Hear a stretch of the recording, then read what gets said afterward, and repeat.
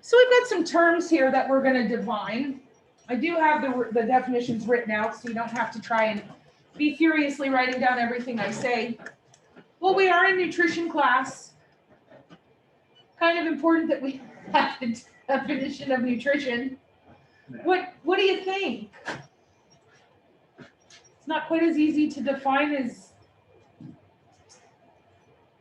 what. Someone give it a shot. What's the definition of nutrition? Proper balance of food and energy to sustain life. That's a great idea. It is constituents that work with parts of a living being to promote something good. What about a nutrient? Tell me one of the 6 nutrients that I discussed yesterday. Protein. Give me another one. Carbs. Lipids. Water. What lipids and fats? Water. Vitamins. Minerals. Very nice. 3 produce energy actively, 3 do not. Now, clinical nutrition is what we are going to be concentrating on primarily in this class. Clinical nutrition is the pertaining of sustenance to a specific patient.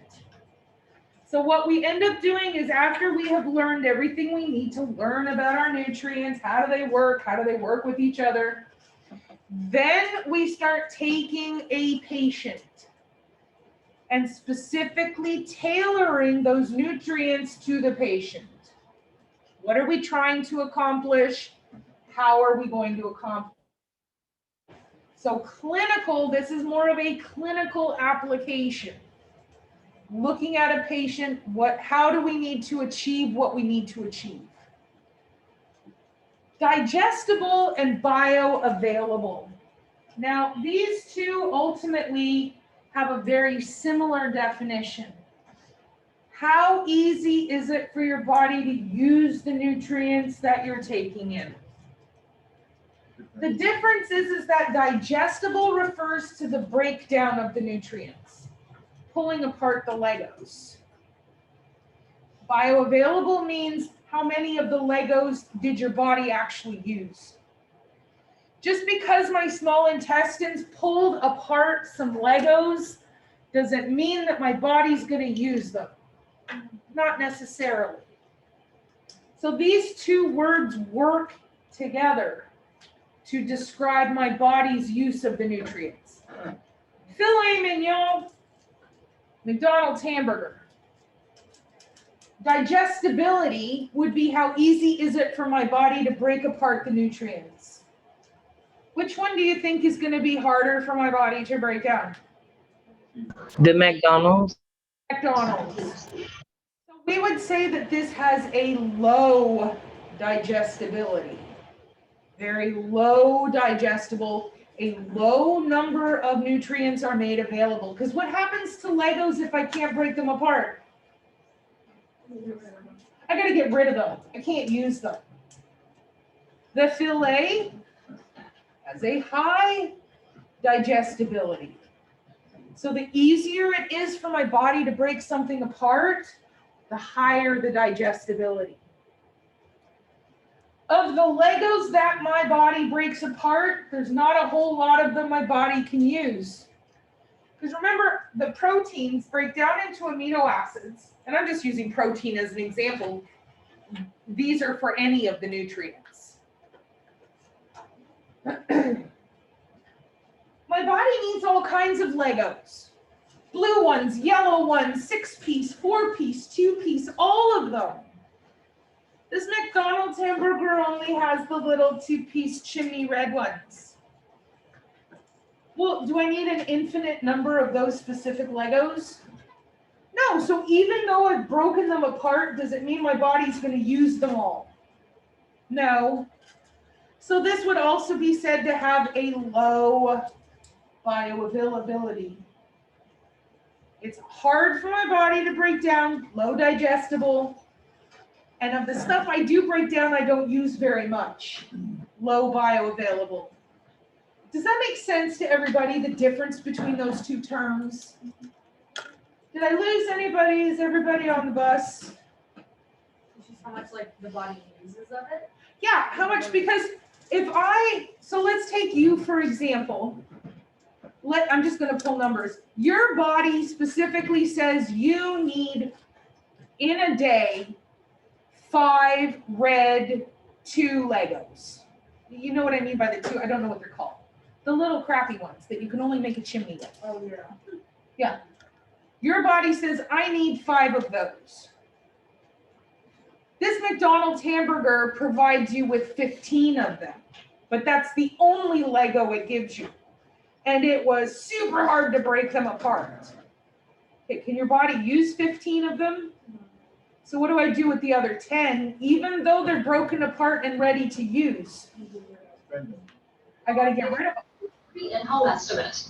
Do you get rid of them as waste or do? You eliminate them in your feces. Yeah. So of the number that I had available, you used a very low percentage of that number, only a third. So I would say this is low bioavailability because of the ones that were available for life. Think med-term. Bio, life, available. Bioavailable, the ones that were available to sustain you, you only used a very small percentage of those. Does that make sense? All right, to depolymerize something means to break the bonds, break the chains. We have these specific bonds called polymers, and this is the Lego sticking together. The Lego analogy is something I'm going to be using throughout the course. Is everybody okay with that Lego analogy? I don't want to keep using it if I have someone like, I've never seen a Lego, I don't know what she's talking about. So one example to depolymerize would be a sugar. A 2-moleculed sugar called a disaccharide. Very nice. Disaccharide bonded together. I have 2 Legos joined together. What do I need to do? Break them apart. If I don't break them apart, what happens? I gotta get rid of them. And honestly, in this case with the disaccharide, your body's gonna get rid of it in varying degrees of haste.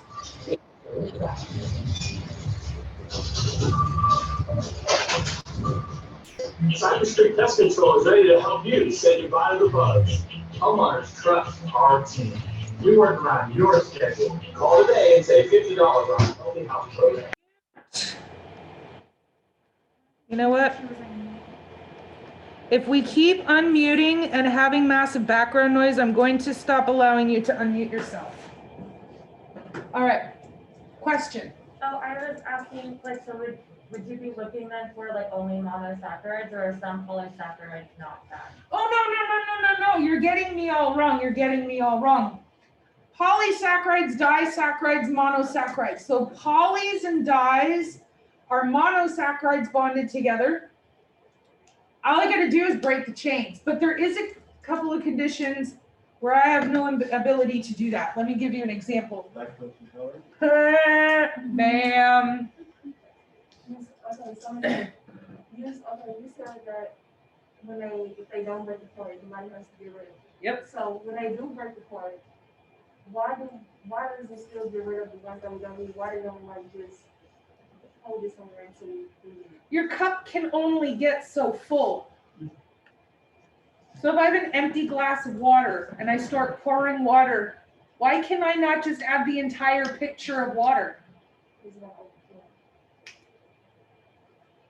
So if my body can only use a certain number of nutrients, I have 2 options with anything over and above that. Store it for later or get rid of it. That's why I'm saying, why don't they store it? Depends on the nutrient. It depends on the nutrient. We don't really store, so I was using, earlier, I was using protein or amino acids. We don't really store protein. Think about it. So over the break, unfortunately, my scrubs did get a little bit, they got a little bit tighter than they were before the break. Because guess what? I didn't care. I ate all of the things. I drank all of the things. I had cake for breakfast. Although I'm truly a night person, I know it's hard because I'm here at 7 and I'm like, woohoo! No, I am really not a morning person whatsoever. So on a break, my significant other and I will play cards, cribbage. I don't know if anyone's ever played cribbage. We're addicted to cribbage. I love cribbage. Cribbage is the best. Play it all Cribbage the is time. amazing. Cribbage is awesome. So we play when it's one of those where we look up and it's 4 o'clock in the morning. What's the cribbage? So, 4:30 in the morning, we're going to bed. So my breakfast is like 1 o'clock in the afternoon. What was that face, Judgy McJudgerson over here? But I didn't go to sleep till nearly 4:30, 5 o'clock in the morning. Feel judgment from you. Okay, so I ate all of the carbs is my point. The carbs and the fats. Those store really easily. Protein, on the other hand, if over the last week and a half, all I ate was bacon and steak and hamburgers, would I be coming in today swole, jacked up, like, look at my muscles? No. So it depends on the nutrient, how well it gets stored. So you're absolutely right. Some nutrients in excess are going to go to the storage unit for later. Some are not. Yeah, you would. And it would kill your kidneys. I know it happens a lot with like even bodybuilders because I've been told there's such thing as having too much protein. So if we're not storing it, is that just because like you're eating more protein than the rest? Yeah, so protein is actually in excess pretty dangerous because of the amount of nitrogen. Because not only is your colon getting rid of the unusable amino acids, your kidneys are getting rid of the excess of nitrogen. And remember, your kidneys will work and work and work and work and work until they don't.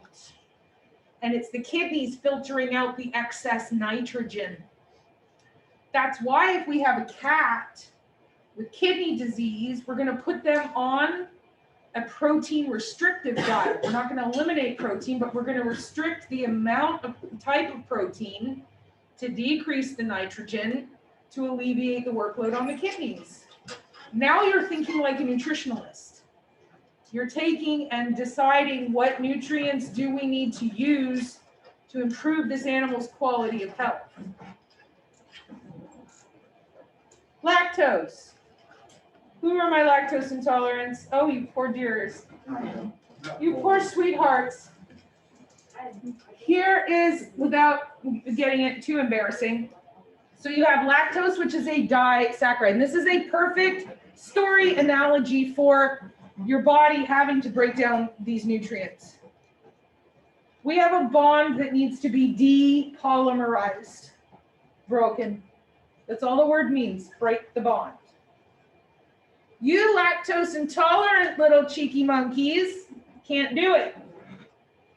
And so your body, your small intestines, you have your, I keep motioning and I've not explained what's happening in my brain.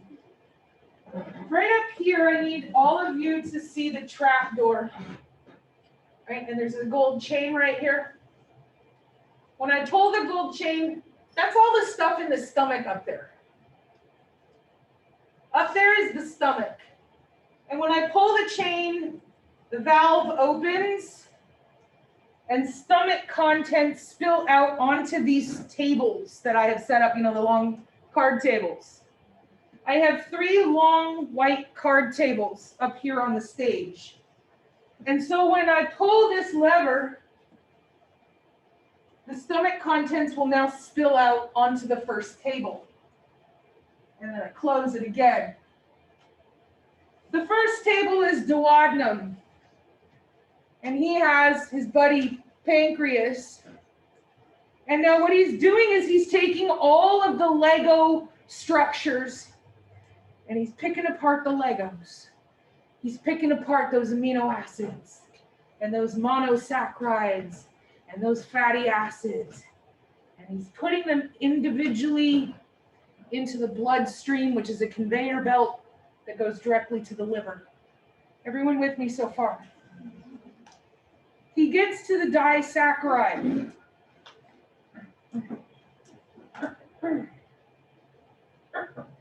And he's decided now this is the mild. This is like a Rubik's Cube. He's enthralled. And he's working away on it, and he's working away on it, and he's working away on it. What is happening to everything else on his table? It's not, it's just sitting there. It can't go by until he moves it. It's starting to rot. And it's producing gas. Which is why one of the symptoms of lactose intolerance, gassy, bloaty, farty. But then you've got the other end of the spectrum, where now he gets, this is another person. On another person, he gets it and he goes, oh my God, this could be a bomb. Jejunum. And Jejunum's like, whoa, I don't want it. Ilium, here. And Ilium's like, holy crap, colon, get rid of this right now. And colon goes on it, turns himself into a slip and slide, and evacuates everything immediately from the colon.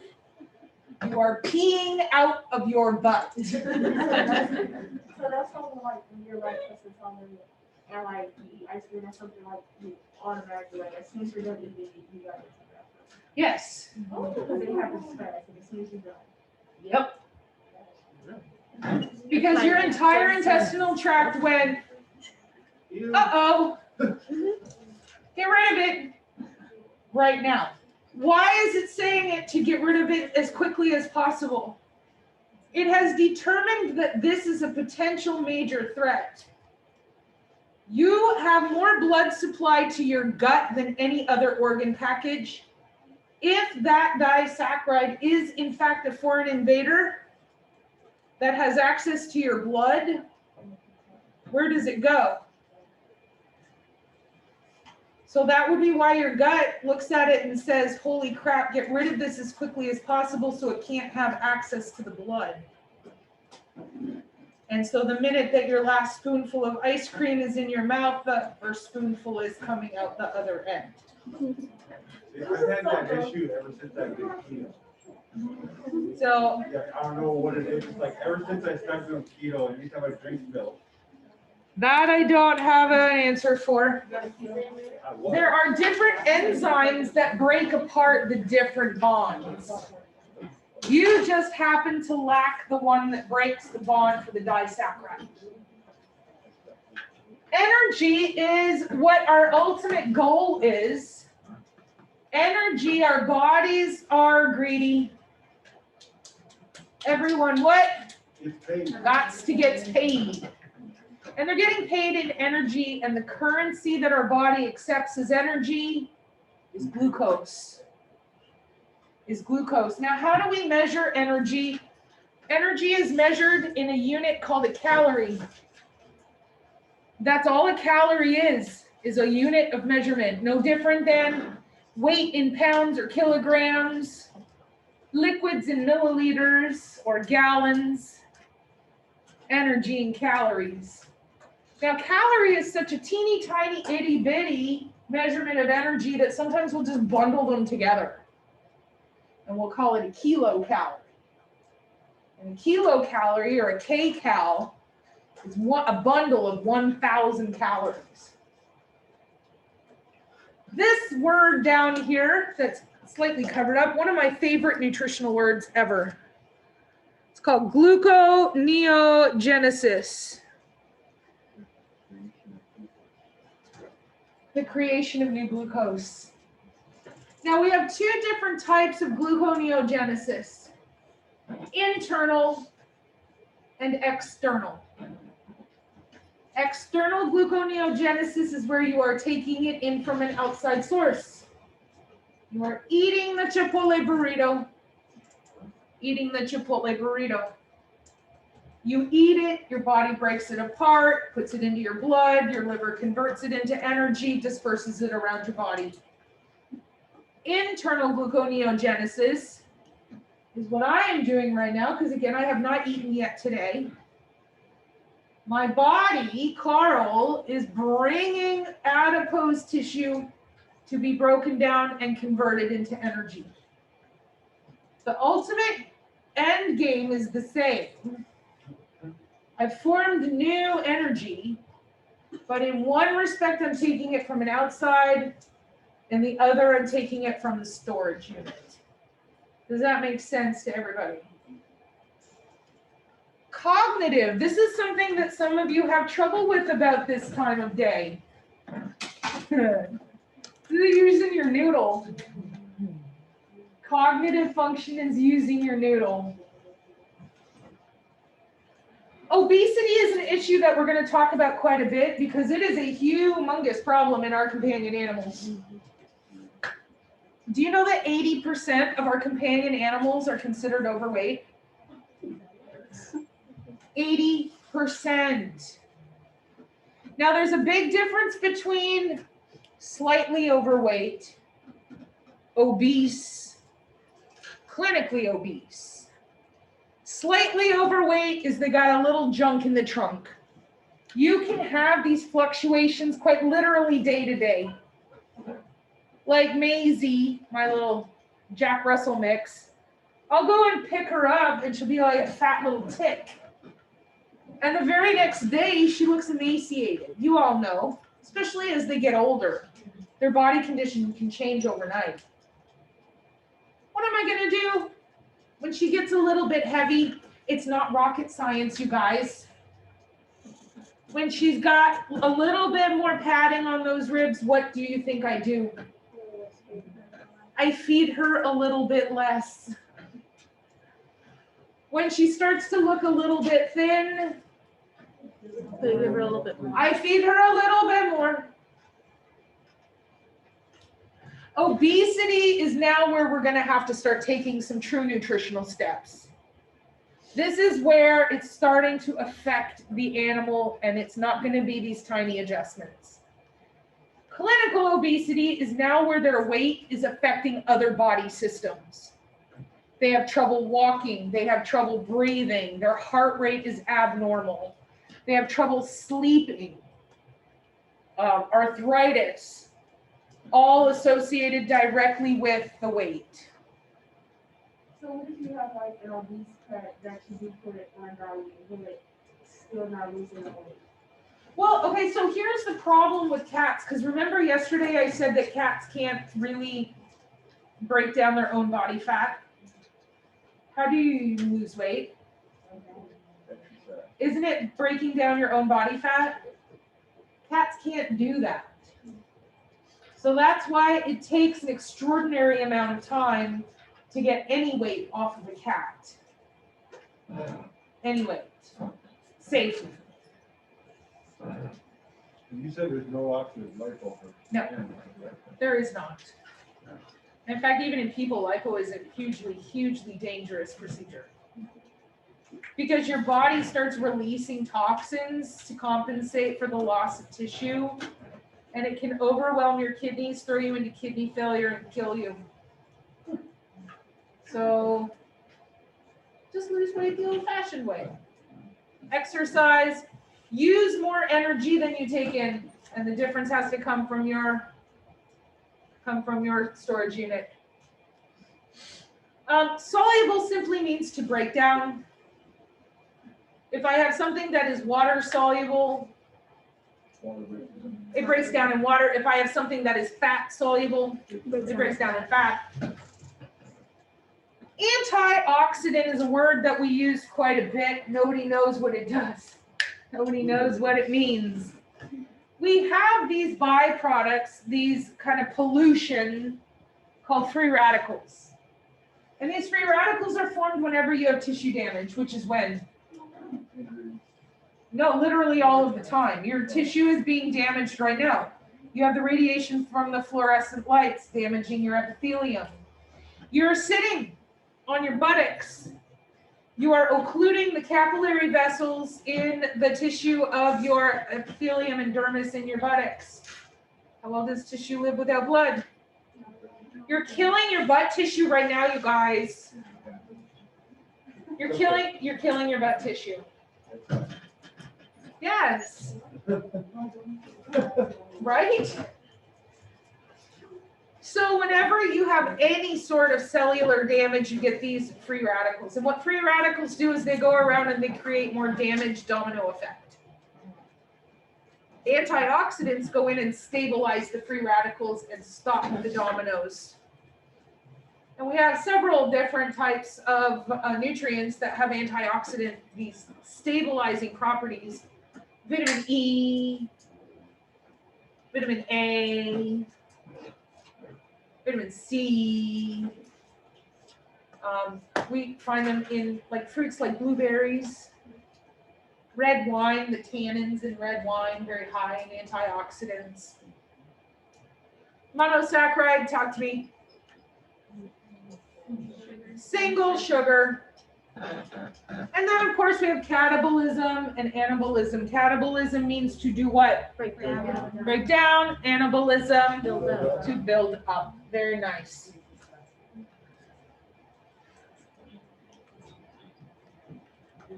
So nutrition is the science of the interaction with different parts of your organism to perform some sort of good performance. So it is a nutrient that interacts with a part of you to do something good, something beneficial. We have two different types of ways that we can process these nutrients. Mechanical, for example, chewing. Chemical, saliva. We have two different enzymes in our saliva, amylase and lipase. Amylase breaks down sugars, the amylose. What do you think lipase breaks down? Fats. Yeah. Breaks down fats. So that's the literal definition of nutrition. These are just for you. We've literally covered this entire PowerPoint in that first slide.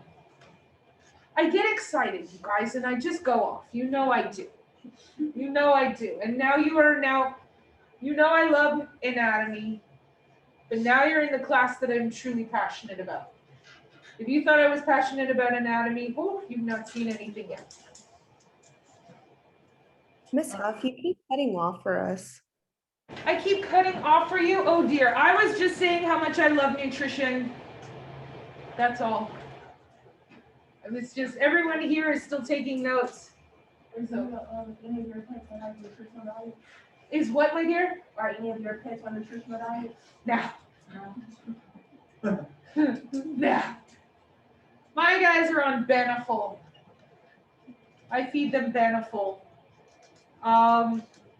It's not the most expensive one. Is it the best thing I could possibly feed them? No. Is it a higher quality than most of the other foods? Yes, it is. And it's affordable. So in terms of like dog food you get your Walmart, out of those dog foods, what would you say is the top out of them? You got 4 top companies.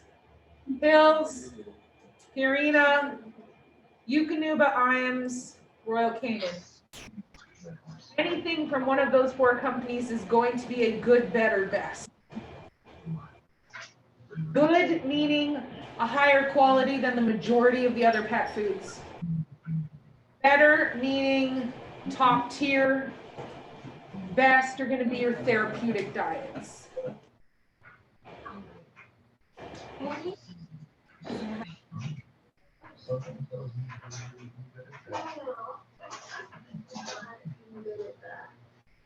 day it helps. Like, the compost.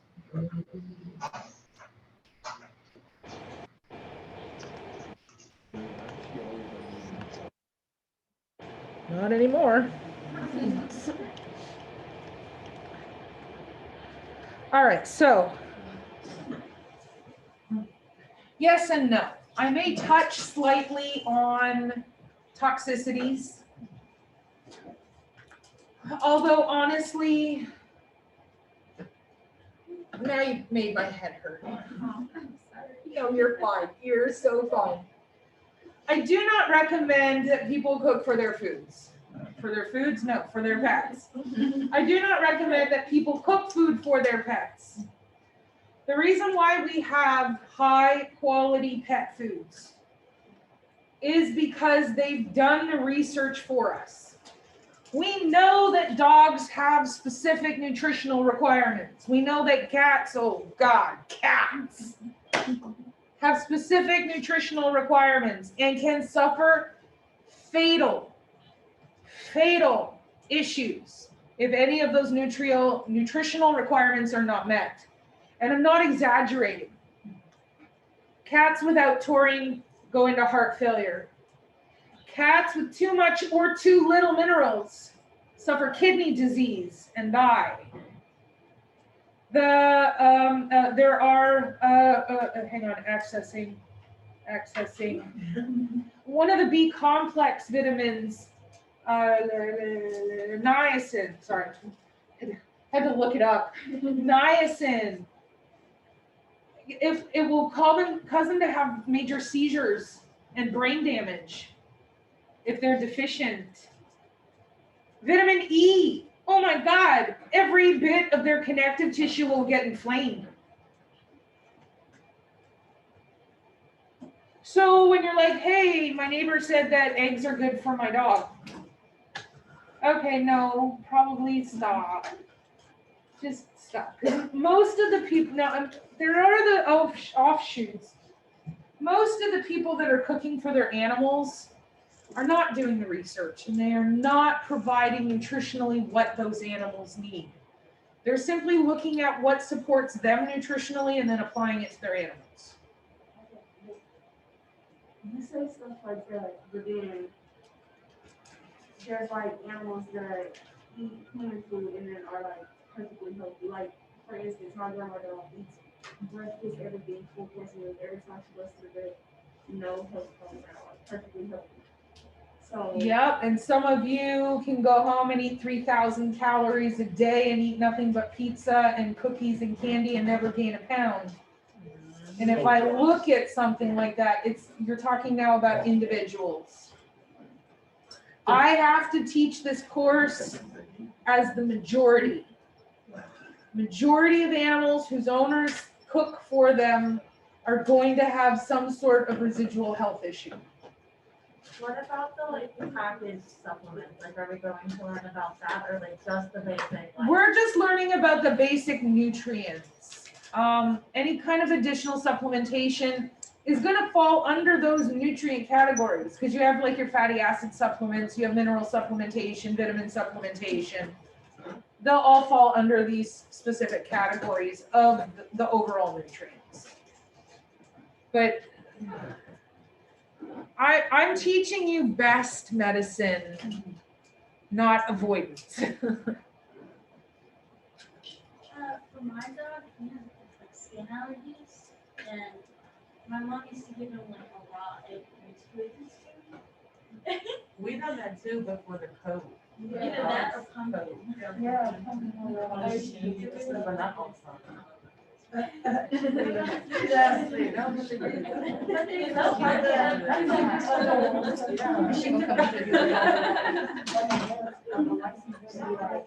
We only have 5 minutes anyway.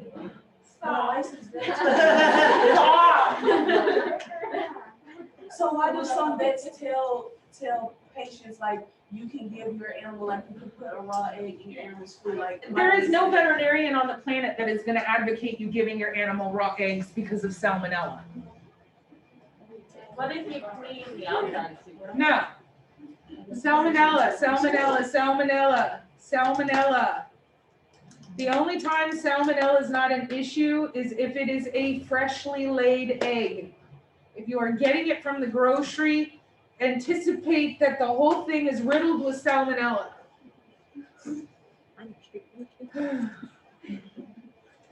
Y'all are exhausting me and I haven't even started teaching this class yet. What about, are we ever gonna go over like grain-free and like No. other stuff like that? We will be going over in very small detail,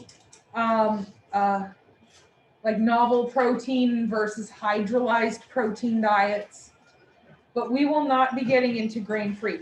All of these offshoot diets that you guys are now talking about, when we go into the nutrients and discuss the 6 nutrients, once we learn, because what we're going to do is we're going to learn what do they do, how do they work, what happens if you don't have them, what happens if you have too much. Grain-free, all of these other diets, you're literally just plugging and playing. You're saying, hey, I know what this nutrient does. I know what happens if we don't have it, AKA grain-free. Does that make sense? Why did they start giving dogs grain-free diet in the first place? I don't Was know. it weight loss? This one's not a violin. Oh, money. So do doctors give grain-free at all? Mine's not a grain-free diet. All right, I got 5 minutes. All right, so nutrients, we already covered all this, guys. There's no reason to furiously be writing it. Any constituent of life, we got our 3 energy, 3 non-energy. Clinical application is where we start pertaining it to a patient. Digestible, how easy was it for our bodies to break it down, and bioavailable, how much of the body is using.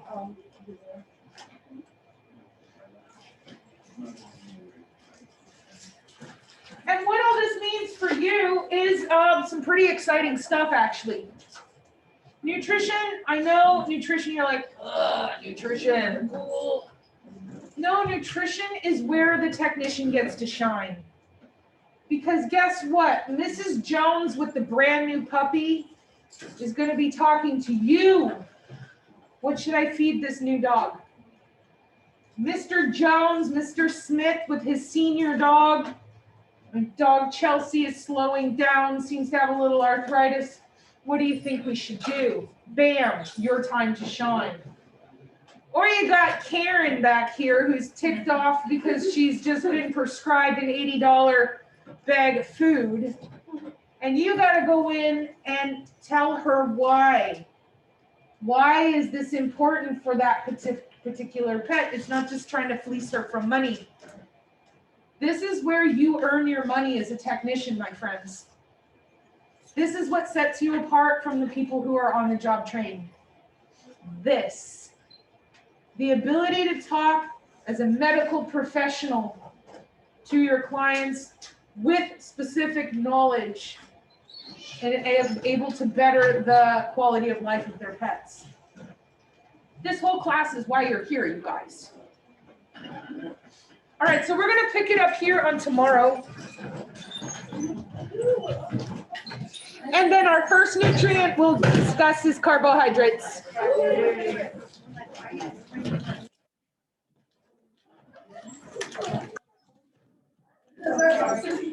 All right, so you guys have a